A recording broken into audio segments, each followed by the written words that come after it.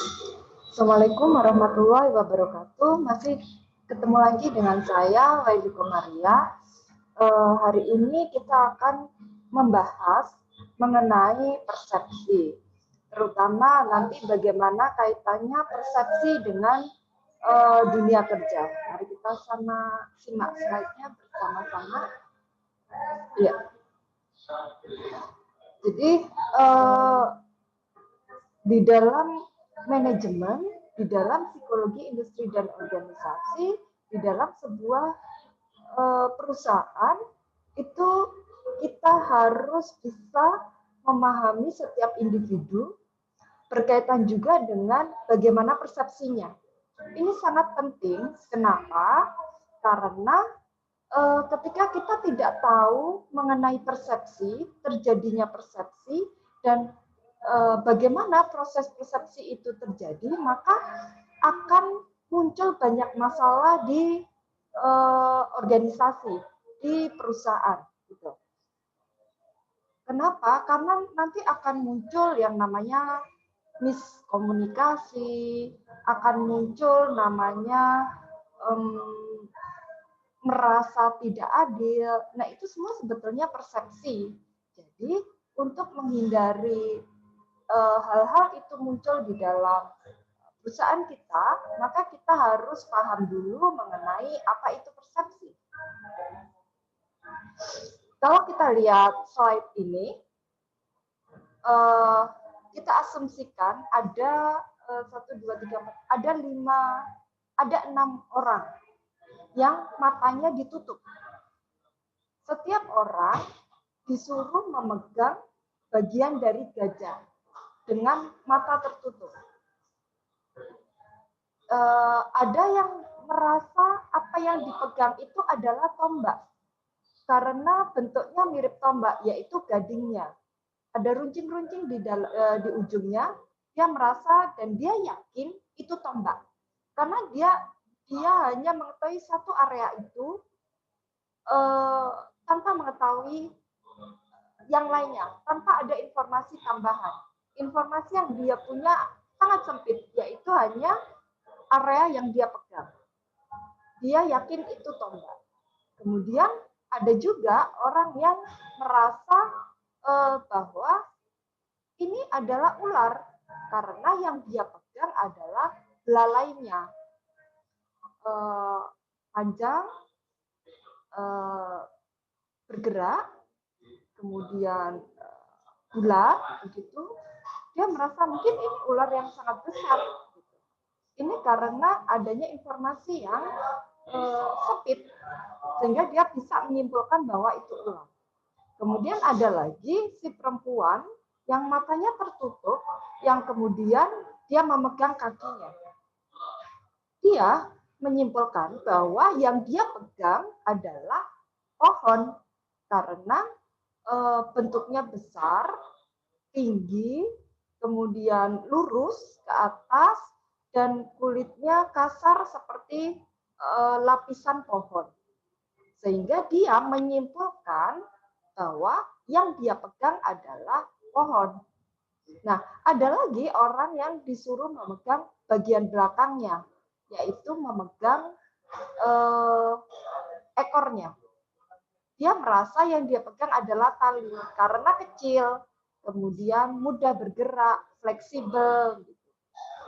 Begitu juga dengan yang memegang badannya, saking lebarnya badan, sehingga orang yang memegang badannya ini merasa yang dia pegang adalah dinding, karena bidang sekali dan hampir rata. Terakhir, yang di atas merasa apa yang dipegang adalah kipas, karena mungkin bisa bergerak, kemudian bisa mengeluarkan angin silir-silir, sepoi-sepoi, sehingga dia berasumsi dan dia menyimpulkan bahwa ini adalah kipas. Nah, bagaimana dengan gambar ini? Yang satu bilang bahwa gelas yang berisi setengah air itu adalah setengah penuh. Dan satu orang lagi yang melihat bahwa gelas itu adalah setengah kosong. Ini tergantung persepsinya. tergantung apa yang dilihatnya, tergantung apa yang diyakininya. Kalau yang orang yang sebelah kiri itu orientasinya adalah pada airnya, sehingga dia berkeyakinan bahwa gelas itu hanya terisi setengah. Yang satunya berorientasi kepada ruang yang ada, sehingga dia berpikir bahwa gelas itu adalah setengah kosong. Ini merupakan persepsi, karena informasi yang sangat minim, kemudian penggambaran yang sangat minim, dan mungkin sesuatu yang kurang jelas membuat kesimpulan setiap orang itu berbeda. Gambar ini bagaimana? Mungkin sebagian akan ada yang bilang ini paruh burung, ada sebagian yang bilang bahwa ini kepala kelinci, atau yang lainnya. Ini bisa sangat terjadi di kehidupan kita sehari-hari. Bisa juga terjadi di dunia kerja kita. Sehingga itu semua dikatakan dengan persepsi. Sehingga kalau kita berbicara mengenai definisi dari persepsi, maka Wade and Travis tahun 2007 mengatakan persepsi adalah sekumpulan tindakan mental. Tindakan mental itu adalah proses berpikir, proses yang ada di kepala. Ini namanya tindakan mental. Sekumpulan tindakan mental yang mengatur impuls sensori. Impuls itu sesuatu yang muncul. Sensori itu adalah apa yang ada di lingkungan yang ditangkap oleh indera, menjadi suatu pola yang bermakna dan menginterpretasikannya. Menginterpretasikan ini berarti seperti menyimpulkan. Sehingga bahasa mudanya persepsi ini adalah apa yang ada di lingkungan ditangkap oleh sensor, yaitu alat indera kita, kemudian dimasukkan otak, oleh otak diproses, kemudian dari situ muncul sebuah makna yang itu kita yakini. Ya seperti tadi, meraba gadingnya gajah, merasa itu adalah tombak. Meraba itu adalah lingkungan. Barang yang dipegang itu adalah stimulusnya dari lingkungan. Kemudian ada ujung lancipnya, dia merasa dari sensori, dari sensor kulit. Ada tajam-tajam di ujungnya. Ini adalah sensori yang ditangkap tadi, namanya sensori. Kemudian dipikir apa ya yang keras, kemudian ujungnya itu lancip tapi bentuknya besar sekali. Dia akan berpikiran bahwa oh ini pasti tombak. Oh ini pasti tombak, itu adalah interpretasi. Itu adalah kesimpulan dari hasil dari proses berpikirnya dia. Itu namanya persepsi. Nah, sekarang bagaimana sebetulnya proses persepsi ini terjadi? Awalnya adalah adanya stimulus dari lingkungan, environmental stimulus, yaitu semua hal yang bisa ditangkap oleh indera, yaitu suara, cahaya, permukaan. Kayak yang gajah tadi itu berarti permukaan ya, stimulusnya, kemudian bau, dan masih banyak lagi. Apapun yang bisa ditangkap oleh indera manusia, itu namanya stimulus lingkungan. Ditangkapnya oleh apa? Ini ditangkapnya oleh indera. Kemudian setelah stimulus itu ditangkap oleh indera, terjadi transduction. Apa itu transduksi? Yaitu mengubah energi di lingkungan menjadi sinyal listrik atau kimia. Jadi tadi seperti misalkan kalau tadi kita lihat orang yang meraba gajah, itu stimulus itu kemudian ditransfer ke otak. Nah, cara mentransfer ke otak ini dirubah gelombangnya menjadi bisa listrik, bisa kimia gitu. Ini namanya transduksi, proses transduksi. Jadi seperti mengubah dari stimulus yang diterima dimasukkan ke otak. Kemudian hasil yang sudah dirubah itu namanya sensasi. Makanya kenapa misalkan kalau teman-teman suka dengar banyak artis cari sensasi. Apa sih sebetulnya sensasi?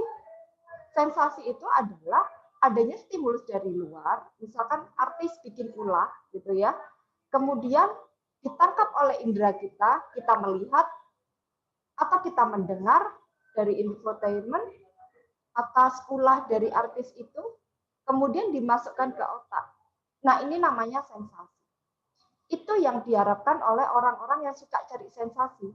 Apa yang dia lakukan, siapa dia, kemudian supaya orang mengenalnya, itu kan apa yang tentang dia ini bisa masuk ke otak orang lain. Makanya itu dinamakan sensasi. Banyak orang bikin sensasi supaya dikenal. Nah, dikenal itu kan sebetulnya adanya stimulus yang kemudian dimasukkan ke otak oleh orang yang melihat.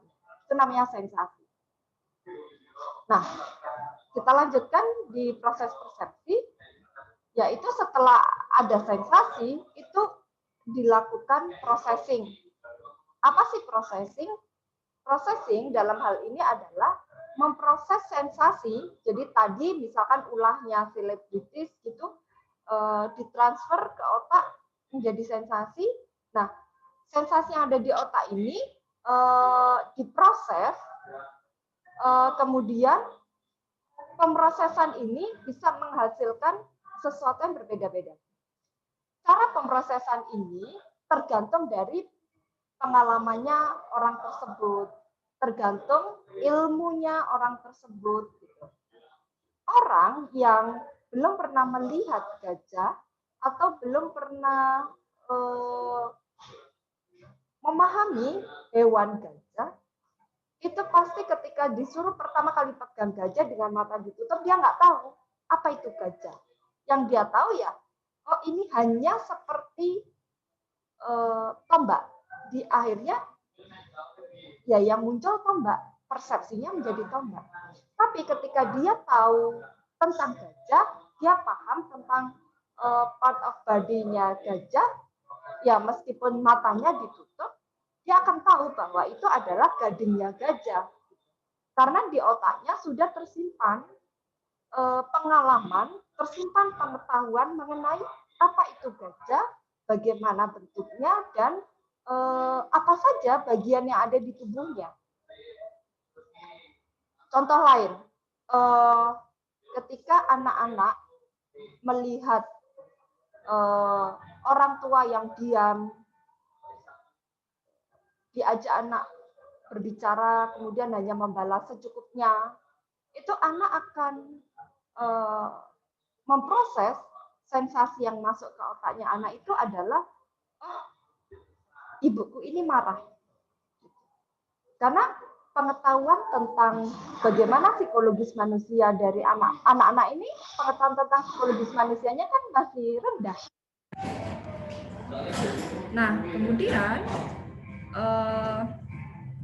kalau misalkan misalkan orang yang sudah dewasa tahu gitu, oh dia saya ajak bicara kok diam saja, artinya mungkin dia sedang lelah.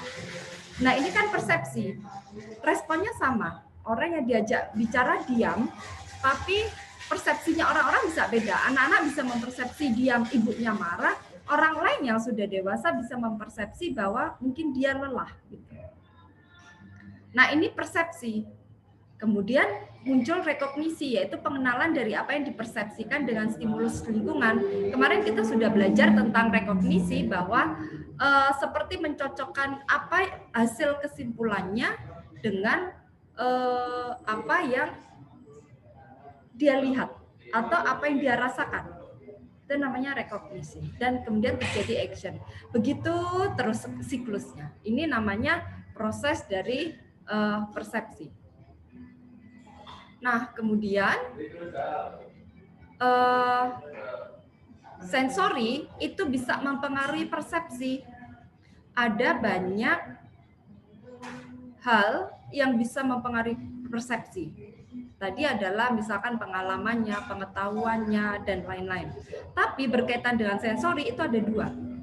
Yang pertama, kurangnya sensori, yaitu ketika ada sedikit informasi, ada sedikit stimulus yang bisa ditangkap, itu membuat persepsinya semakin liar.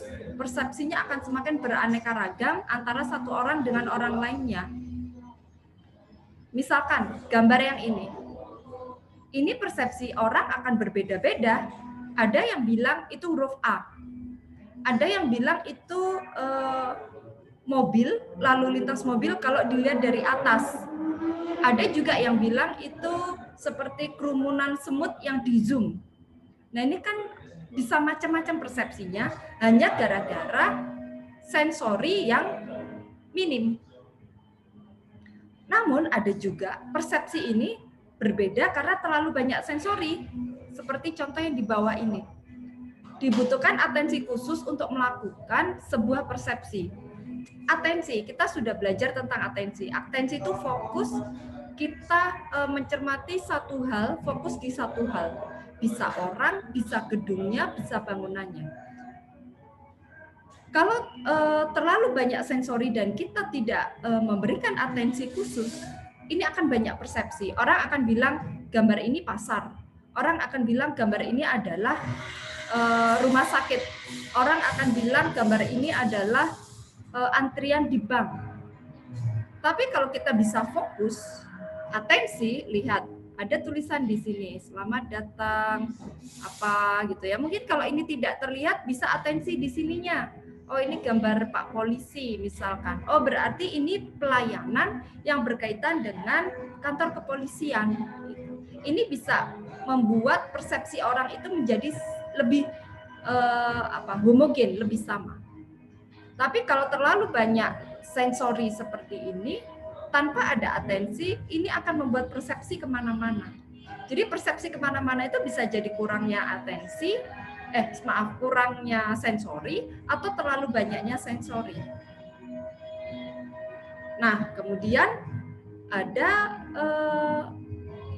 beberapa contoh dari jenis persepsi. Sebetulnya persepsi ini ada banyak sekali, tapi saya hanya berikan beberapa contoh saja. Yang pertama adalah persepsi visual. Apa itu persepsi visual? Yaitu sensori didapatkan dari indera penglihatan yang kemudian dipersepsikan. Jadi apa yang kita lihat, kita transfer ke otak, itu namanya persepsi visual. Coba teman-teman lihat. Persepsi visual ini. Ada yang bilang ini hanya bulatan hitam dengan garis-garis putih yang tidak beraturan. Kalau kita mau cermati lagi, kita pakai daya bayang kita. Kita lihat ya, semua fokus ke kursor saya. Ini seperti ada garis, garis, garis, garis. Begitu pula dengan ini, garis, garis, garis, garis. Di sini juga garis, garis. Ini adalah persepsi. Ketika kita mempersepsikan ini kubus, itu boleh-boleh saja karena bisa jadi di otak kita sudah punya konsep bagaimana bentuk kubus 3 dimensi. Sehingga gambar ini ketika kita lihat itu seperti kubus 3 dimensi yang garisnya adalah tersamarkan oleh background putih. Ada juga yang melihat ketika anak-anak, mungkin anak-anak belum punya konsep tentang kubus 3 dimensi ya, apalagi anak TK, dia hanya melihat ada bulatan hitam, garis putih, bulatan hitam, garis putih. Udah, gitu aja. Ini namanya persepsi dari apa yang ditangkap. Tapi ini persepsi visual karena yang menangkap adalah indera penglihatan. Persepsi audio juga sama, didapatkan dari indera pendengaran yang kemudian dimasukkan ke otak.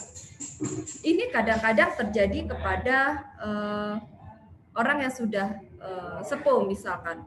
Proses pendengarannya kurang baik. Membuat apa yang ditangkap itu akan menjadi berbeda dengan apa sebetulnya yang ditangkap oleh orang lain yang memiliki indera pendengaran yang lebih baik. Ini adalah persepsi. Kemudian ada juga persepsi bau. Contohnya adalah persepsi bau ini sesuatu yang ditangkap oleh indera penciuman. Contohnya adalah anjing pelacak. Anjing ini sudah lazim digunakan sebagai partner dari kepolisian untuk mengidentifikasi sesuatu. Bisa darah, bisa narkoba, bisa bom, bisa macam-macam. Awalnya anjing ini tidak tahu apa itu narkoba. Karena di konsepnya, di otaknya dia tidak tahu narkoba itu apa gitu. Ketika polisi mengenalkan ini narkoba, anjing suruh mencium, dan dia harus memberikan simbol tertentu bahwa ketika dia mencium ini dia harus bagaimana begitu. Anjing jadi paham, oh ternyata barang ini baunya begini. Ketika saya bau ini, saya harus merespon apa supaya orang lain, polisi dalam hal ini bisa mengidentifikasi. Makanya misalkan kalau dia disuruh melacak narkoba, dia jadi paham gitu. Dia jadi paham, mungkin dia akan terus berada di area itu atau perilakunya menjadi berbeda. Ini menunjukkan bahwa ada bau-bau yang pernah dia pelajari, ada bau-bau yang pernah dia cium. Nah, yang dia pelajari pasti kan hal-hal yang memang dikehendaki oleh polisi, diisikan ke memorinya si anjing ini. Narkoba, kemudian benda-benda yang mencurigakan, itu otaknya anjing itu diinstal. Ini loh, kamu harus kenal ini. Otakmu punya konsep ini. Itu sehingga anjing bisa mengidentifikasi. Karena memang, kenapa pakai anjing? Karena memang kekuatan indera penciuman anjing ini jauh lebih baik daripada hewan lainnya.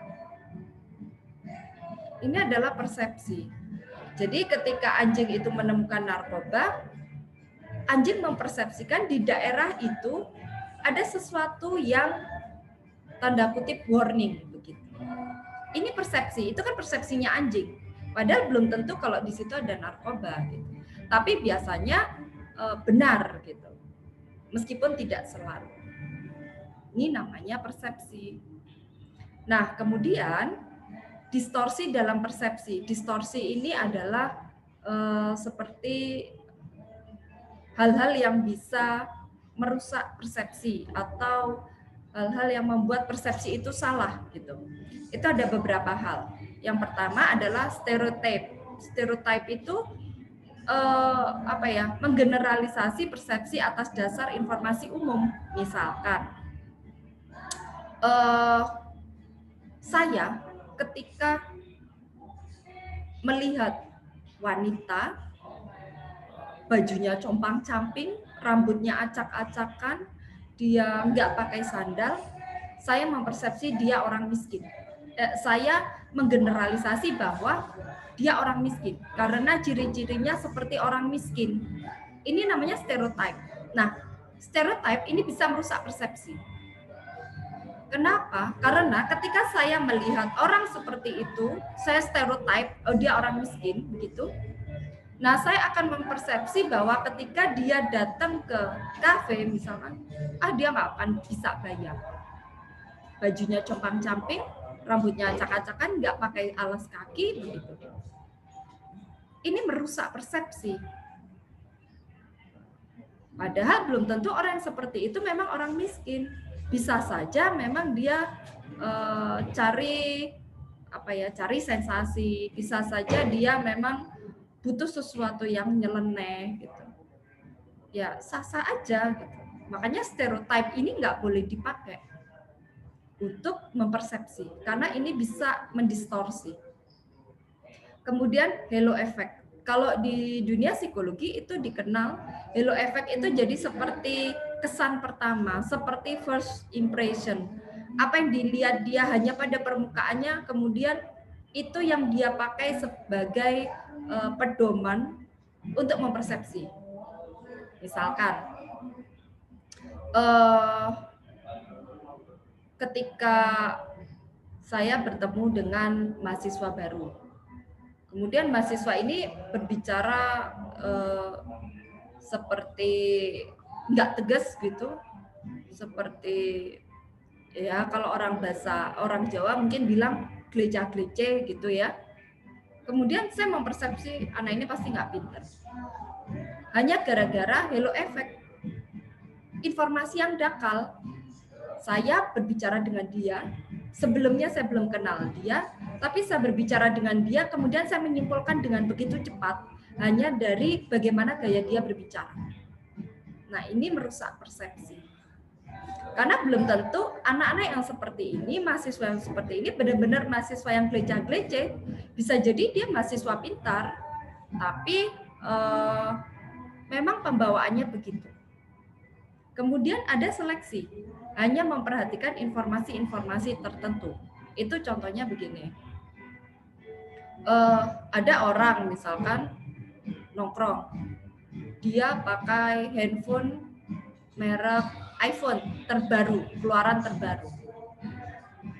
Udah, saya hanya menilai, memperhatikan handphonenya, saya yakin dia orang kaya. Itu persepsi yang salah, karena saya tidak mempelajari secara utuh bagaimana dia, tidak mengamati secara utuh siapa dia, kemudian saya buru-buru menyimpulkan. Nah, ini persepsi yang salah. Karena memperhatikan informasi hanya informasi tertentu. Kalau misalkan di dunia kerja juga begitu. Ketika karyawan itu merasa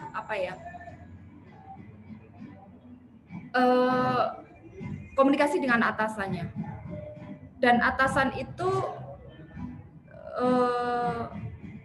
hanya bilang iya, tidak, silakan, gitu, pendek-pendek begitu, kemudian langsung disimpulkan oleh bawahnya bahwa dia nggak suka sama saya, atasan itu nggak suka sama saya, gitu. Nah, ini seleksi, karena dia hanya memperhatikan itu aja, gitu. Padahal itu mungkin bahasanya dia kalau di WA seperti itu. Belum tentu dia itu marah, tapi memang gayanya. Berbeda dengan halo effect. Kalau halo effect itu orang yang benar-benar kita nggak kenal, kita baru jumpa pertama, sudah disimpulkan itu halo effect. Tapi kalau seleksi itu memang kita sudah tahu orangnya, gitu ya, sudah tahu apapun lah tentang orang, barang, atau siapapun, atau tempat misalkan. Tapi kita hanya fokus ke satu informasi kecil. Itu juga bikin persepsi salah. Proyeksi itu juga bisa bikin salah. Proyeksi ini begini, menggunakan atribut pribadi sebagai dasar dalam melakukan persepsi. Saya kalau nggak suka dengan orang, itu saya diam, misalkan. Kemudian suatu saat di perusahaan, saya bertemu dengan atasan saya. Atasan saya ini cuma diam, sudah saya sapa kok diam. Terus saya berpikir bahwa orang ini pasti nggak suka dengan saya. Kenapa punya pemikiran begitu? Karena di dalam konsep dirinya, ketika dia tidak suka dengan orang, dia akan diam. Dan itu diproyeksikan ke orang lain untuk menilai orang lain. Padahal belum tentu. Diamnya atasan kita itu bisa jadi karena dia terlalu sibuk. Gitu. Jadi ini yang paling sering dilakukan orang, membuat persepsi itu salah, yaitu proyeksi itu tadi. Jadi mengenai individu kita itu dipakai untuk melihat orang lain. Atau contoh lainnya, kita itu kalau senyum dengan orang itu karena memang kita pengen ramah, gitu. Ketika kita bertemu dengan orang lain dan dia senyum kepada kita, kemudian kita mempersepsi bahwa dia memang orangnya ramah. Padahal belum tentu loh. Bisa jadi dia itu terpaksa loh. Gitu. Jadi nggak boleh memproyeksi, menyamakan diri kita dengan orang lain. yang memunculkan sebuah persepsi kita terhadap orang lain itu nggak boleh, karena kita berbeda. Setiap orang tuh unik, setiap orang tuh berbeda. Nah, kemudian ada harapan. Harapan ini adalah menggunakan harapan pribadi sebagai dasar persepsi. Misalkan, saya sih berharap anak-anak saya itu belajar mandiri di kamar. Sehingga ketika anak saya masuk kamar, saya mempersepsi dia belajar. Karena itu sebetulnya harapan saya. Padahal ternyata anak-anak di kamar itu main handphone.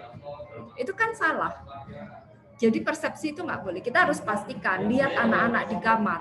Apakah dia belajar atau main handphone. Gitu. Sama dengan bagaimana kita melihat karyawan. Misalkan kita atasan. Kita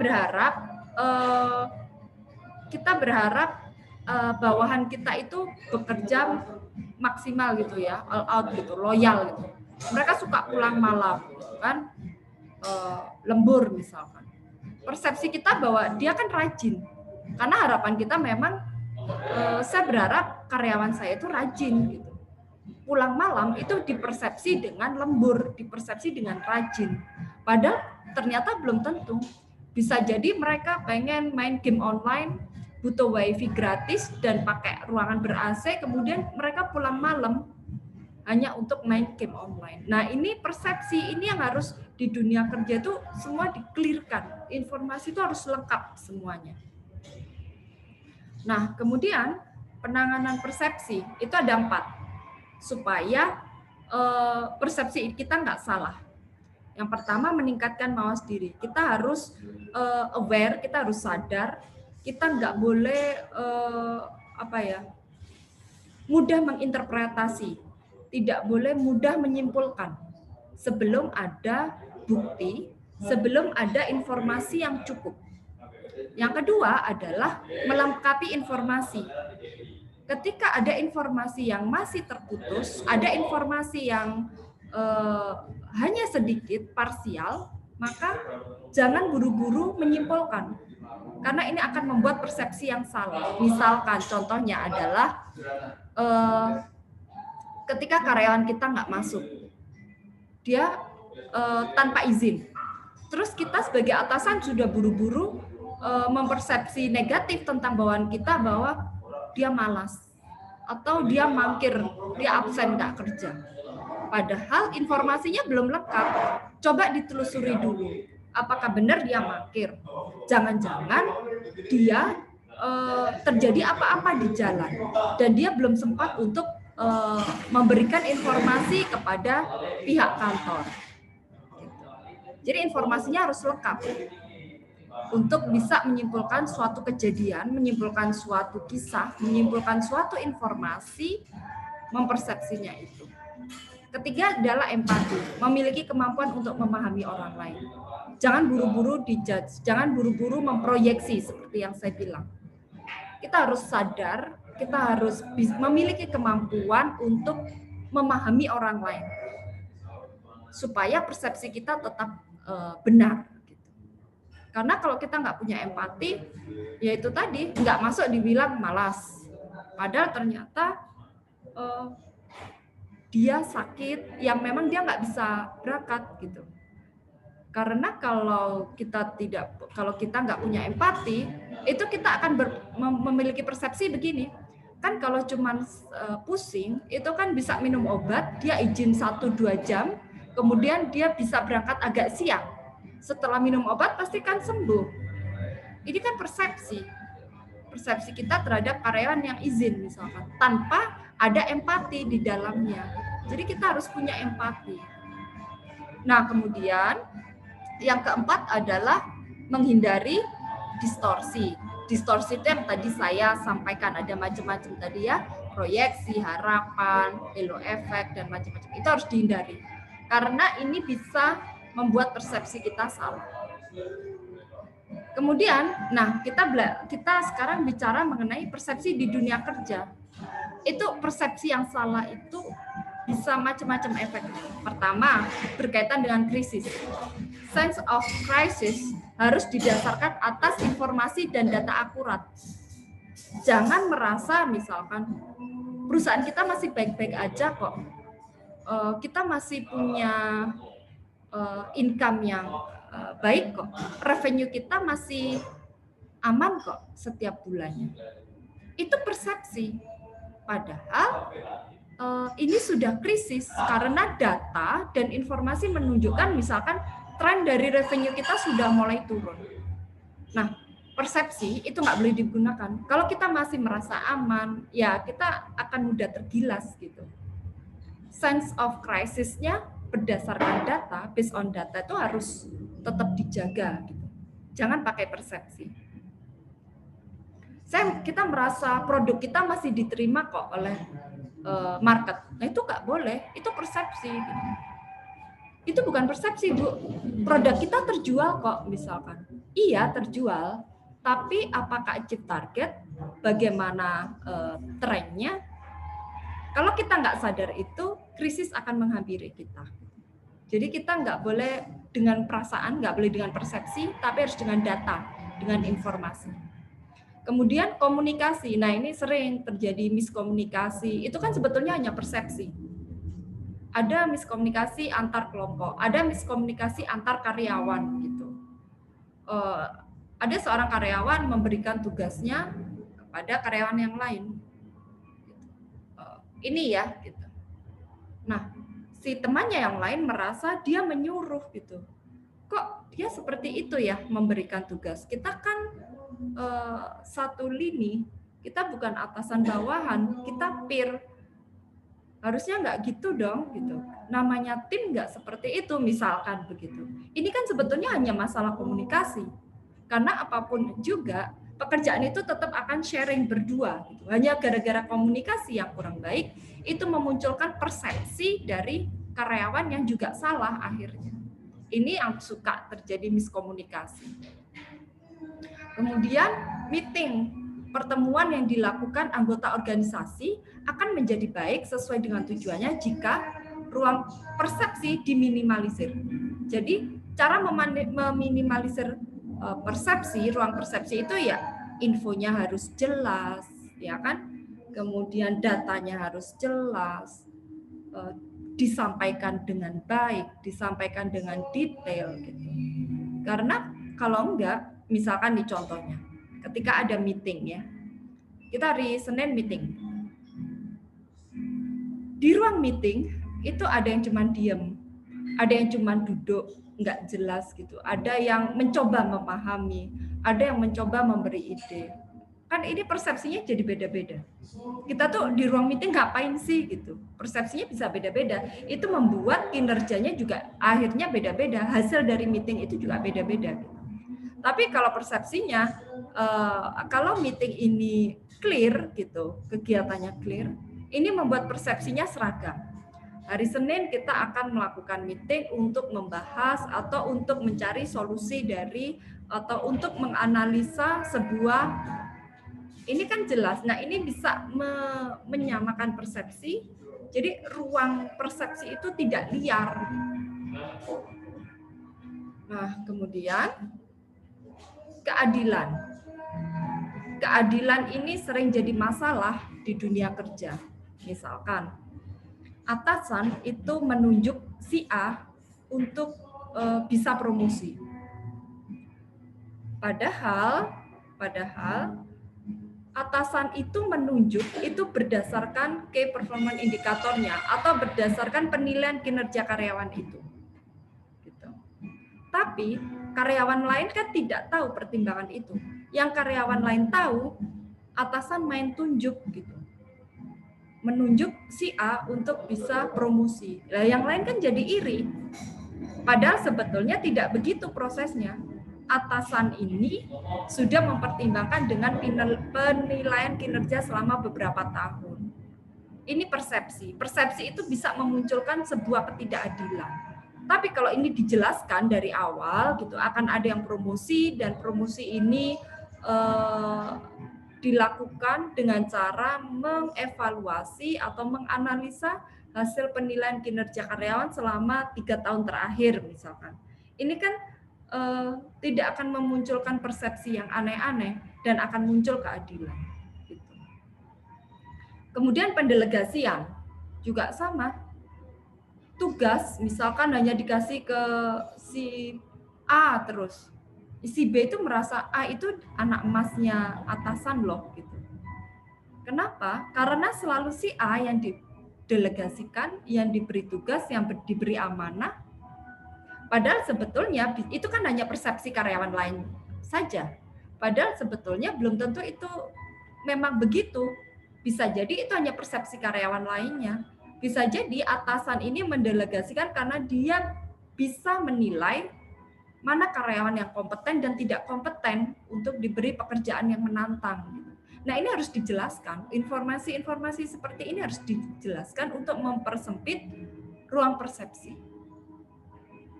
Kemudian pengolahan isu. Isu-isu yang ada di perusahaan, isu akan ada PHK, isu akan ada pengangkatan karyawan, isu akan ada promosi. Ini harus clear semuanya. Isu-isu ini harus diolah dengan baik agar persepsi karyawan tetap positif. Karena begitu persepsi karyawan itu negatif terhadap perusahaannya, dia merasa tidak ada keadilan, tidak ada keadilan informasi, tidak ada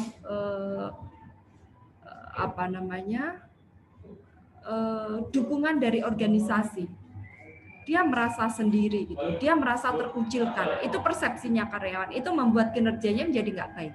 Tapi ketika isu itu diolah dengan baik, semua memiliki persepsi yang sama, maka ini akan bisa memunculkan persepsi yang tetap positif dari karyawan.